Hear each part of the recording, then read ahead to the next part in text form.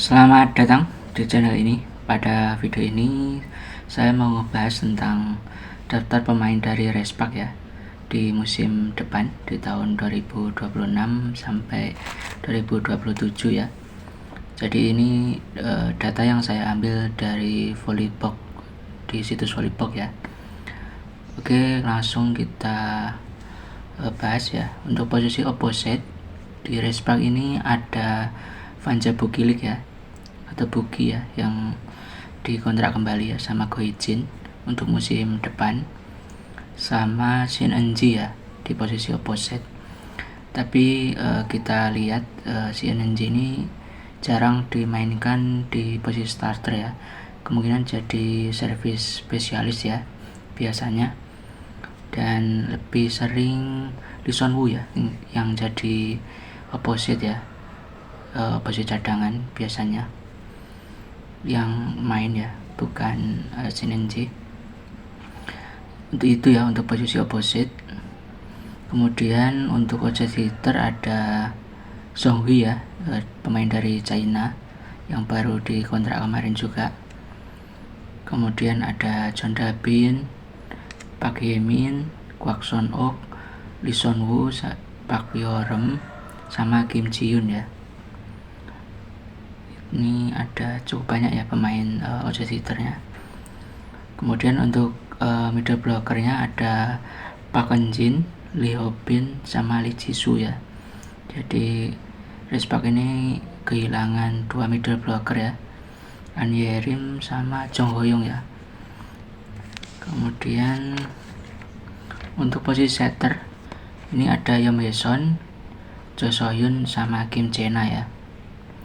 Dan untuk libero ada Noran, Choi Hye-so, Jung Soo-ji, sama Do Soo-bin ya. Cukup banyak juga liberonya, ketambahan Do Soo-bin.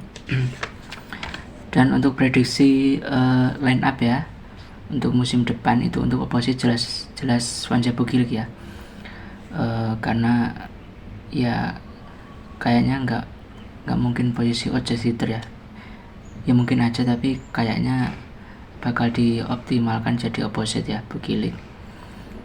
Kemudian di posisi outside hitter kemungkinan Song Hui sama Park Hyo-rim ya, karena dari segi receive dari beberapa pemain ini yang cukup bagus ya Park Hyo-rim ya. Mungkin Park Hye-min juga untuk backup, cuman kalau tag Park Hye-min kan kurang ya di attack-nya. Kalau attack kemungkinan Lee Son Woo bisa masuk juga. Dan untuk middle blocker kemungkinan Park Eun-jin sama Lee Ji-soo ya.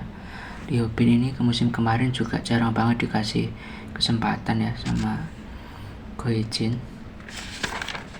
Sedangkan setter, nah ini setter ini cukup masalah ya, kalau Yeon Hye-son cederanya belum pulih benar ya.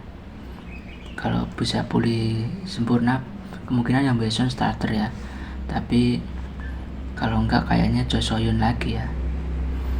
Kemudian untuk libero sepertinya masih Noran ya, cadangannya bisa pakai Do Soo-bin atau Choi Hye-so.